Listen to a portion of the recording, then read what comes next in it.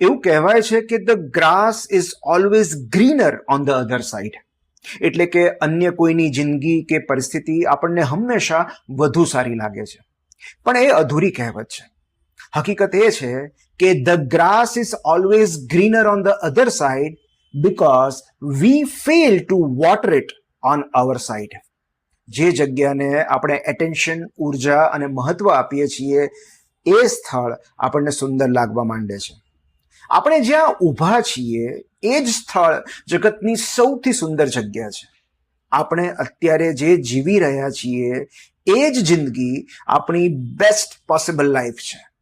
જિંદગીમાં જે રસ્તો નથી લીધો એ રસ્તા પર આગળ રહેલા સંઘર્ષો, તકલીફો અને સમાધાનોનું એક નાનકડું ટ્રેલર પણ જો આપણે જોઈ શકીએ તો આ જીવાઈ રહેલી જિંદગીને અનેક ગણી વધારે વહાલી કરી શકીએ.